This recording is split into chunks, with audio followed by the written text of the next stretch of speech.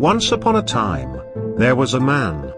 He was obsessed with his fortress security in PvP servers. One day, he thought that if the surface walls were not enough to provide security for his treasures, 1,000 of small underground reinforced mines would do the trick. So, he started frantically building them. He built so many, and so perfectly reinforced, that it is said, even the biggest army of them all could not get in all of them in a time comparable to humans' lifespan. Years later, countless of sieges reassured him that if the enemies can't get in, he should use them to store his valuables inside a hostile environment. So he started hoarding items, and day after day, he kept storing more and more valuable items. His obsession went so big that he even started storing his most valuable armors and weapons, including Drake sets and other valuable items. One day, the man had to take on a big journey that would last days. He didn't know when he'd be able to get back.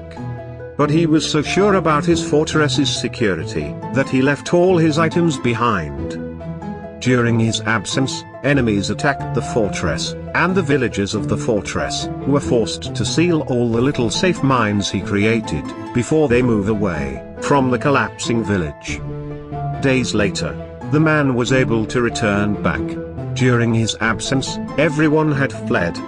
Eventually, he tried to get into his vault to get back his items, but he figured out that he himself had fallen victim to the greatest security structure he ever built. He was locked outside of his own safe vault, now that his village was no more, with no way to access his treasures. The rumor has it that in that place, there were over 50 sealed safe mines, and in one of them, he has stored his Drake set, alongside with all his other war loot. Seeing as his greatest security plan had not only kept his enemies away, but himself too, the man went mad. He abandoned his physical form and became a spirit that merged with the reinforced cave walls in order to break them apart with forces not known to man and not understood by wise elders either. He never managed to break into, but he also never managed to return to his human form again. They call it the ghost of reinforcements.